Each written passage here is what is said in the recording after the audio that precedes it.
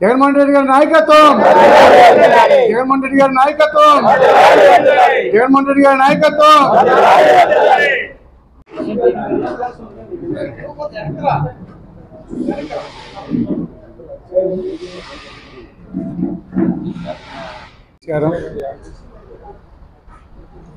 రేపు 5వ తేదీన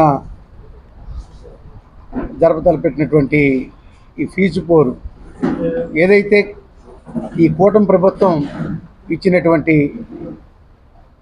హామీలతో పాటు విద్యార్థులు చెల్లించవలసినటువంటి ప్రతి సంవత్సరం ఫీజు రీయింబర్స్మెంట్ ఏదైతే చేయాలో ఆ బకాయిలు ఇప్పటివరకు కూడా 3,900 కోట్ల రూపాయలు ఈ కూటమి ప్రభుత్వం చెల్లించకుండా ఉండిపోవటం వలన విద్యార్థులు ఎంతోమంది విద్యార్థుల తల్లిదండ్రులు కూడా చాలా ఆందోళన గురయ్యే పరిస్థితి కూడా కనిపిస్తూ ఉంది. విద్యని అభ్యసించేటువంటి విద్యార్థులకి మానసికంగా ఫ్రీడమ్ ఉంటేనే వాళ్ళ చదువులో ముందుకు వెళ్ళేటువంటి పరిస్థితులు కూడా ఉంటాయి. తల్లిదండ్రులు కూడా ఆందోళన నుంచి బయటపడేటువంటి పరిస్థితులు ఉంటాయి. మేము గతంలోనే చెప్పాము, ఇచ్చినటువంటి సూపర్ 6 హామీలతో పాటు మరి నిరంతర ప్రక్రియగా జరుగుతున్నటువంటి పిల్లలు చదువుకునేటువంటి కార్యక్రమం ఏదైతే ఉందో వాటికి చెల్లించేటువంటి ఫీజులు ఏవైతే ఉన్నాయో వాటిని చెల్లించే కార్యక్రమం కూటమి ప్రభుత్వం చేయకపోవటం వలన పిల్లలు ఆందోళన చెందుతూ ఉన్నారు. అందుగురించే మేము గతంలో రైతుల తరపున ఒక ధర్నా కార్యక్రమాన్ని చేయడం జరిగింది.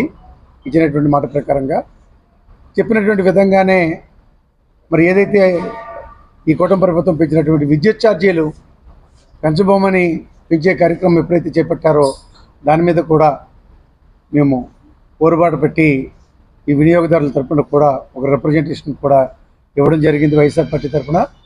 మరి 3వ కార్యక్రమము ఈ ఫీజు పోరు కార్యక్రమాన్ని కూడా 5వ తేదీన మరి కలెక్టరేట్కి వెళ్ళి కలెక్టర్ గారికి విద్యార్థుల తల్లిదండ్రుల తరఫున తక్షణమే వారికి చెల్లించవలసినటువంటి ఫీజు రీయింబర్స్మెంట్ ఏదైతే ఉందో అదంతా కూడా బకాయి లేకుండా చెల్లించాలనేటువంటి ఉద్దేశంతో ఈ కార్యక్రమాన్ని తలపెట్టడం జరిగింది. కార్యక్రమంలో భాగంగా రాష్ట్ర వ్యాప్తంగా అన్ని జిల్లాలు కేంద్ర కార్యాలయంలో కూడా ఈ పోస్టర్ని విడుదల చేసే కార్యక్రమాన్ని ఈరోజు అనకాపల్లి జిల్లాలో ఈరోజు మేము దాన్ని లాంచింగ్ చేస్తున్నాము. ప్రస్తుతం ఎన్నికల కోడ్ కూడా ప్రకటించడం జరిగింది. జిల్లా కలెక్టర్ గారికి ఎస్పీ గారికి కూడా 5వ తేదీన కలెక్టర్ కార్యాలయానికి వచ్చేటువంటి కార్యక్రమం ఉందని చెప్పి లిఖితపూర్వకంగా రిప్రజెంటేషన్ కూడా ఈరోజు పంపిస్తూ ఉన్నాము. అనకాపల్లి జిల్లాకు సంబంధించినటువంటి జిల్లా నాయకులతో పాటు పాత్రికేయ మిత్రులారు మీ అందరూ కూడా ధన్యవాదాలు తెలియజేస్తాం. విద్యార్థులతో చెలగాటం అలాగే తల్లిదండ్రులతో మోసపూరితమైనటువంటి హామీలు ఇచ్చి కూటమి ప్రభుత్వం చేస్తున్నటువంటి అబద్ధపు ఉబలాటాలు చూస్తే ఇది ప్రజాస్వామ్యంలో అబద్ధ హామీలతో వచ్చినటువంటి కూటమి ప్రభుత్వాన్ని ప్రశ్నించవలసిన బాధ్యత ప్రధానంగా ప్రతిపక్షమైనటువంటి వైఎస్ఆర్ కాంగ్రెస్ పార్టీపై ఆధారపడి ఉంది. ఇప్పుడే నాయుడు చెప్పారు క్లియర్గా, మేము గతంలో 3 కార్యాచరణ ప్రకటించి గౌరవ ముఖ్యమంత్రిగా గతంలో పనిచేసినటువంటి జగన్మోహన్ రెడ్డి గారు ఆ రోజు ఎన్నో సంస్కరణలు తీసుకొచ్చినా ఈ అబద్ధపు హామీల వలన ప్రజలు వాళ్ళని నమ్మి మోసపోయినటువంటి విధానాన్ని ఎండగట్టవలసిన బాధ్యత ప్రధాన ప్రతిపక్షంగా మనపై ఉందని చెప్పి 3 విధానాలు ప్రకటించారు. ఒకటి, ధాన్యం కొనుగోలుపై గిట్టుబాటు ధర రాలేని పరిస్థితి కానీ, రెండోది విద్యుత్ ఛార్జీలు ఈవేళ నుంచి అయితే బాధుడు ఈవేళ నుంచే విపరీతమైనటువంటి కరెంట్ ఛార్జీలు. ఈ షాక్ ఎప్పుడు కొడుతుందంటే 4 రోజులు పోయాక కొడుతుంది సామాన్య షాక్. అది చేసే కార్యక్రమం కానీ, అలాగే విద్యార్థులతో అర్ధాంతరంగా కార్పొరేట్ కాలేజీలు ఎక్కడైతే ఉన్నాయో ఏ కాలేజీలు అయినా సరే ఫీజులు కట్టలేక అర్ధాంతరంగా ఆపేస్తున్నారు. చదువులు ఆపేసి పనికి వెళ్ళిపోయినటువంటి వలసలు వెళ్ళిపోయినటువంటి పరిస్థితి ఉంది.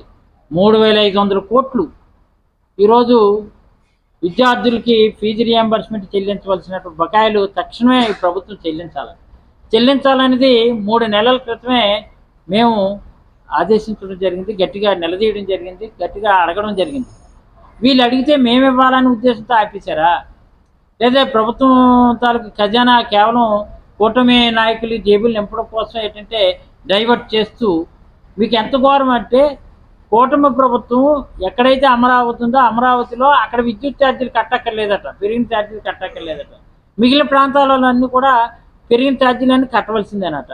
ఎందుకు ఆ సౌత్ తల్లి ప్రేమ అంటే వెనుకబడిన జిల్లాల వైపు, లేదంటే మిగిలినటువంటి అమరావతి ఒకటే వాళ్ళకి రాష్ట్రానికి ముఖ్యమంత్రి లేకపోతే అమరావతికి ముఖ్యమంత్రి, ఇది చెప్పవలసిన బాధ్యత ఉంది. అలాగే ఫీజు రీఎంబర్స్మెంట్ ఇది 3,500 కోట్లు ఇవ్వాల్సింది ఇవ్వకుండా కాలయాపన చేస్తూ ఆ రోజు జగనన్న వసతి దీవెన అనే పెట్టి ఎప్పుడు కూడా ఫీజు రీఎంబర్స్మెంట్ చేసే కార్యక్రమం దివంగత నేత రాజశేఖర రెడ్డి గారు శ్రీకారం చుట్టినటువంటి బృహత్తరమైన కార్యక్రమం. జగన్మోహన్ రెడ్డి గారి నాయకత్వంలో 3,500 కోట్లు రిలీజ్ చేసాం. మరి ఇంతవరకు ఎందుకు రిలీజ్ చేయలేదు?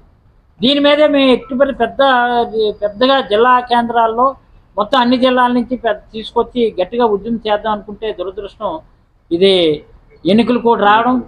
ఎన్నికల కోడ్ వచ్చిన తర్వాత ముత్యాల నాయుడు చెప్పినట్టు ఇంకెందుకులే ఆందోళన చేసి మళ్ళీ ఎన్నికల కోడ్కి విఘాతం కలిగించినట్టు చేస్తే అది మళ్ళీ లా అండ్ ఆర్డర్ ప్రాబ్లం వస్తుంది. రిప్రజెంటేషన్ రూపంలోనే కలెక్టర్ గారికి ఇద్దామని చెప్పినటువంటిది భాగంగా ఈరోజు ఇది ఫీజు పోరు, ఇది పోరుబాటు అనే కార్యక్రమాన్ని ఫీజు పోరు అని పెట్టి వైఎస్ఆర్సీపీ ఫీజు పోరు అనేది ఈరోజు పోస్టర్ రిలీజ్ చేస్తూ అందరినీ చైతన్యపరుస్తూ, ఆ రోజు అనకాపల్లి జిల్లా పరిధిలో ఉన్నటువంటి పాకిరాపేట కానీ, లేదు యలమంచిలి కానీ, నర్సీపట్నం కానీ, మాడుగులు కానీ, చోడవరం కానీ, అనకాపల్లి కానీ, పెందుర్తి కానీ, ఈ నియోజకవర్గాల నుంచి పెద్ద ఎత్తున నాయకులు, ముఖ్యమైన నాయకులు అందరూ కూడా వచ్చి రిప్రజెంటేషన్ శాంతియుతంగా గాంధీ మార్గంలో మనం వెళ్ళి కలెక్టర్ ఆఫీస్కి వెళ్ళి పట్టుకెళ్ళి మనందరం కూడా కలెక్టర్ గారికి ఇవ్వాలని, ఇచ్చేటప్పుడు ఏదైనా సరే అక్కడికి వచ్చేటప్పుడు ఇంచుమించు ఎన్నికల కోడ్ నిమిత్తం ఏదైనా 10 మందినో 15 మందినో లేదా 10 మందికే అవకాశం ఇస్తే ఆ 10 మంది వెళ్ళినా సరే